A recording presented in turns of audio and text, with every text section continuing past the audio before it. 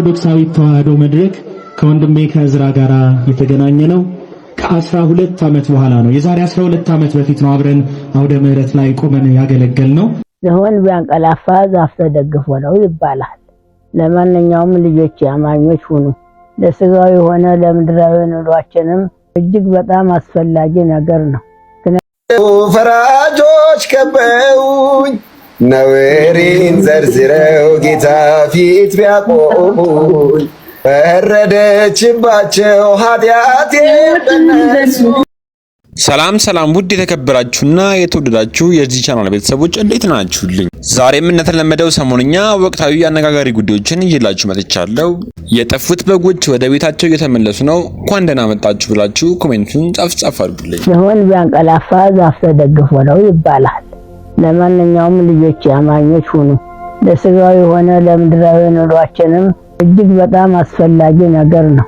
ምክንያቱም አለምነት መኖር ስለማይቻል መሬቱን ለመርገጥ፣ ህዝቡን ለመብላት፣ ሰዎችን ለማግኘት፣ መድኃኒት ለማዋጥ፣ ከአውሮፕላንም ሆነ በመኪና ለመሄድ፣ መንፈሳዊ ሆኖ ለመኖር እምነት በጣም ወሳኝ ነገር ነው።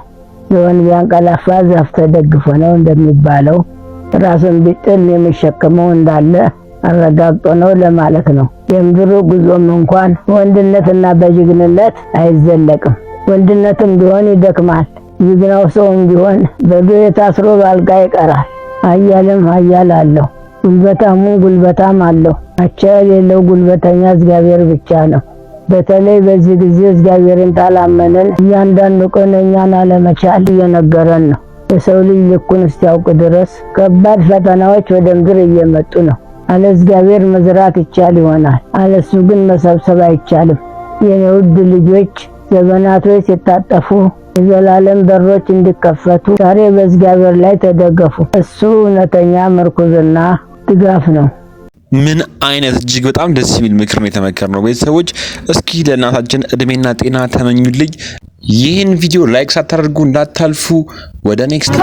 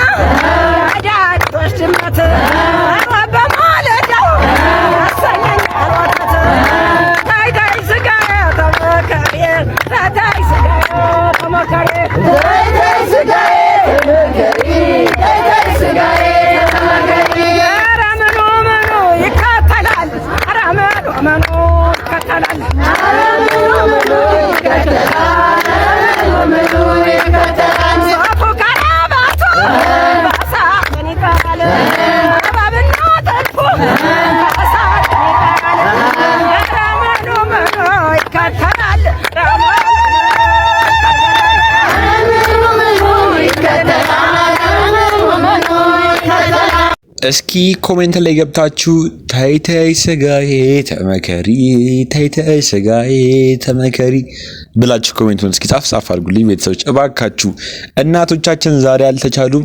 ምን አይነት ደስ የሚል ነገር ነው እየሰማን የምንገኘው። እስኪ ወደ ኔክስት ቪዲዮ ነው የሚመስለን በባህሪ መለኮቱ ከአብ ጋር አንድ የሆነ ፍጹም ሰው ፍጹም አምላክ መሐከል ላይ የገባ አማናዊው አስታራቂ ለዘላለም የሚያስታርቀው ሊቀ ካህናት ኢየሱስ ክርስቶስ ነው። አትደንግጡ። ሶፊ ከቸርች ነው ገርጂ ማርያም እኮ አሁን ይሄን የምትለውን ወሬ ኦርቶዶክስ ነው። አዎ እንዲህ ነው የምናምነው እኮ። በነገራችን ላይ መላእክት መካከለኛ መሆን አይችሉም። እመቤታችን ድንግል ማርያም መካከለኛ መሆን አትችልም እንደ ክርስቶስ። ሰዎች መካከለኛ መሆን አይችሉም። መካከለኛ መሆን የሚችለው ፍጹም ሰው ፍጹም አምላክ የሆነ ጌታችን ኢየሱስ ክርስቶስ ብቻ ነው። ይሄ እርግጠኛ ቤተክርስቲያንን ታስተምረው ተከፍሏል። ውዳሴ ማርያም ላይ ወኮነ ሐራቂ ለሐዲስ ኪዳን በውህይ ዘደሙ በደሙ ፈሳሽነት የሐዲስ ኪዳን አስታራቂ ሆነ ይላል። እንደገና ቅዱስ ቄርሎስ አሌክዛንድሪያ ምን ብሎ ይናገራል? አሁንስ በምን ስራ ተገለጠ? በእግዚአብሔር ፊት አለ በማስታረቅ ስራ ተገለጠ ይላል። ክርስቶስ ይታይልናል። በነገራችን ላይ ዛሬ ነኝ በአስታራቂነት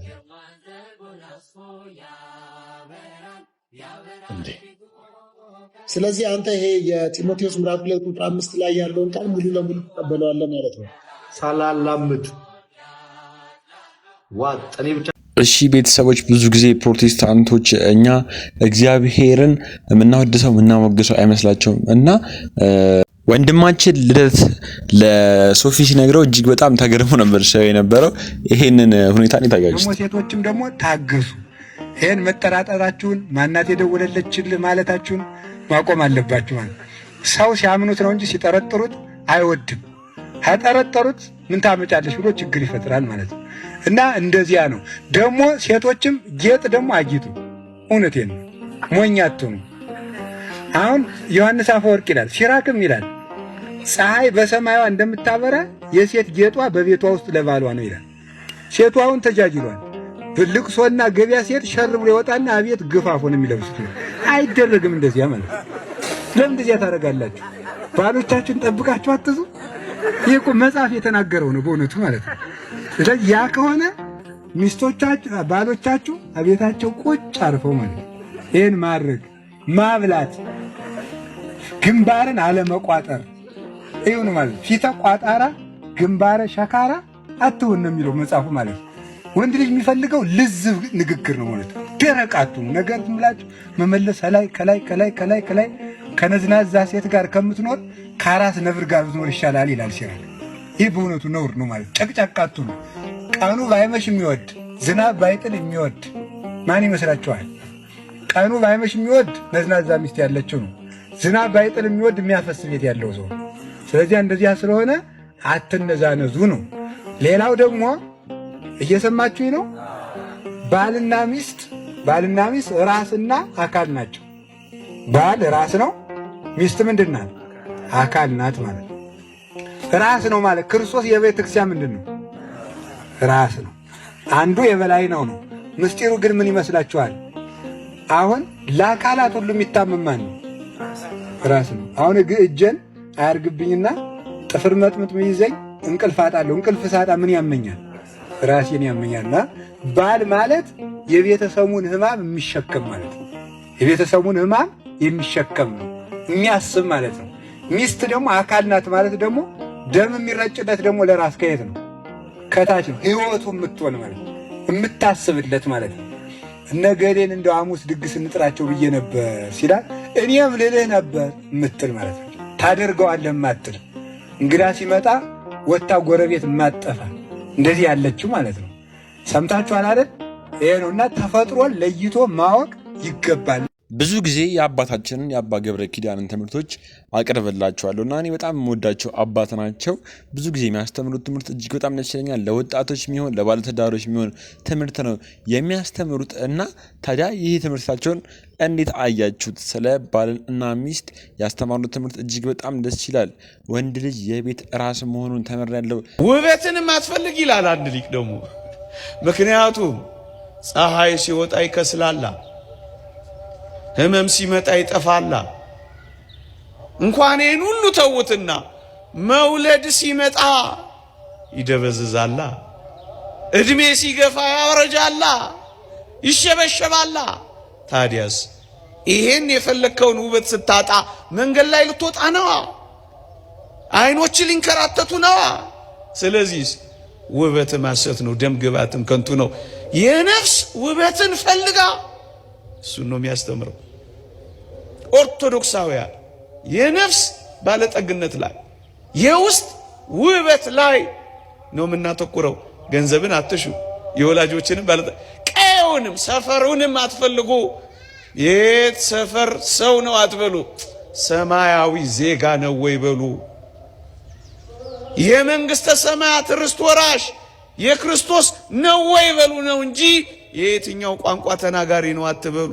ገንዘብን አትሹ፣ የወላጆችን ባለጠግነት አትመልከቱ፣ ቀየውንም ሰፈሩንም ክርስቲያን ከሆነች ይበቃሃል። የእግዚአብሔር ቃል ሴት ባሏ በሕይወት ሳለ በሕግ የታሰረች ናት። ባሏ ቢሞት ግን የወደደችውን ልታገባ ነፃነት አላት ካለ በኋላ በጌታ ይሁን እንጂ ይላል። ሃይማኖተኛ ትሁን እንጂ ምን አገባንት? ስለ ትዳር ካነሳን አይቀር ደግሞ ኢዮብም ያስተማሩን ትምህርት አያይዤ ላቀርብላችሁ ብዬ ነው።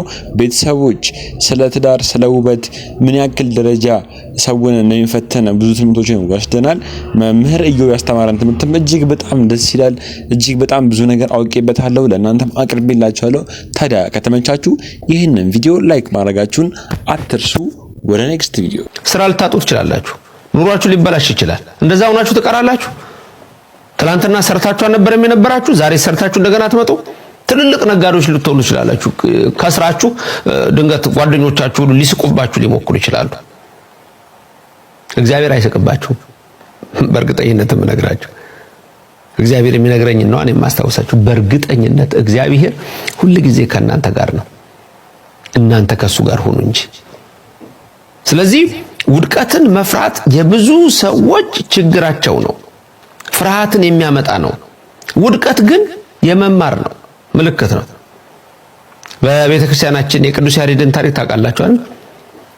ትምህርት አልገባ ብሎት ከዛ በኋላ ትሏን አይቶ ትሏ ስትወርቅ ስትነሳ በሰባተኛው ፍሬው ጋር እንደደረሰች እናንተስ መቼ ነው የምትደርሱ? አንዳንድ ሰዎች እኔ አይሳካልኝም ብላችሁ እንዳታቆሙ።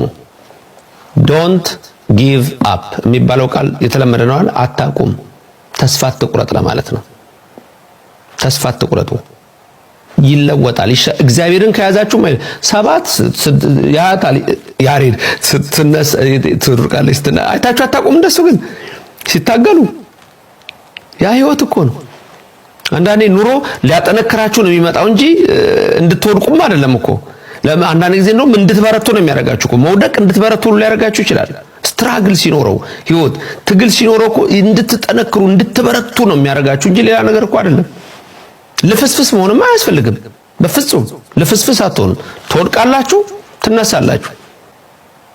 በቃ በስራም ቢሆን በንግድም ቢሆን በትምህርትም ቢሆን ባላችሁበት ስፍራ ሁሉ ይሄን ትምህርት ደግሞ ያቀረብኩላችሁ ለወጣቶች ነው። ብዙ ወጣቶች በይሳት ብዙዎች ቤታቸው ተቀምጠው ስራን በማጣት በማማረር ላይ የሚገኙ ወጣቶች ነው ያቀረብኩላችሁ። ህይወት ብዙ ፈተና አላትና ምናልባት አንድ ቀን የእናንተ እንጀራ ይወጣል። ቤተሰቦች ይሄን ቪዲዮ የምትመለከቱ ወጣቶች ስራ በይሳት ያጣችሁ፣ ስራችሁ የተቋረጠባችሁ እባካችሁ ተስፋ እንዳትቆርጡ።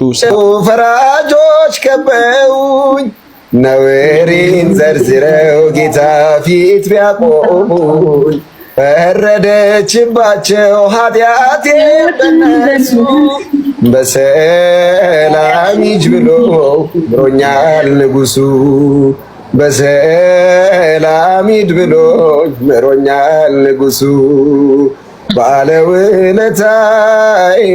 ባለውለታይ ከአመድ ያነሳኝ ከትቢያ ተጥዬ ተመስገን ጌታዬ። እንደዚህ ነው የሚዘመረው። እሺ ይህ ወንድማችን እንደዚህ ብሎ ሲዘምር ላይቭ ላይ ምን አይነት ስሜት ተሰማችሁ? እስኪ ያላችሁን ሀሳብና አስተያየት ኮሜንት ላይ ጻፍ አድርጉ።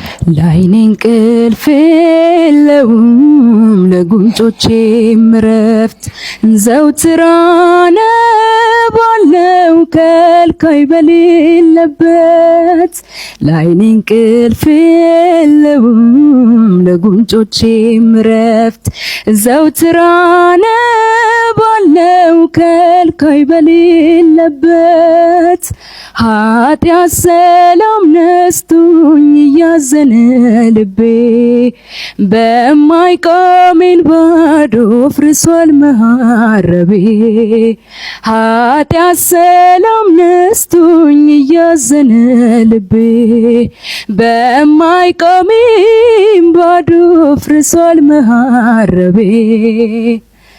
ሰው በራሱ ምን ይችላል ካላኖረው ቸርነቱ።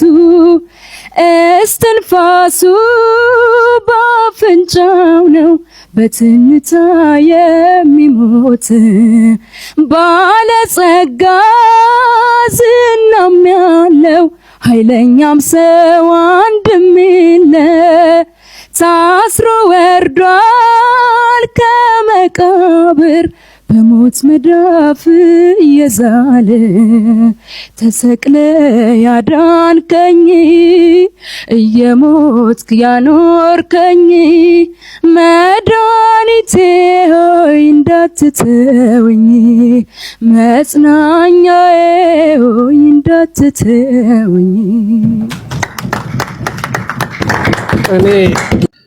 እሺ ቤተሰቦች ይህን መዝሙር ድሮ ታውቁት ነበር? የማን መዝሙር እንደሆነ እስኪ ኮሜንት ላይ ጻፍ አድርጉ። እግዚአብሔር እረኛዬ ነው የሚያሳጣኝም የለም። በለመለመ መስክ ያሳድረኛል፣ በእረፍት ውሃ ዘንድ ይመራኛል። ነፍሴን መለሳት፣ ስለ ስሙ በጽድቅ መንገድ መራኝ።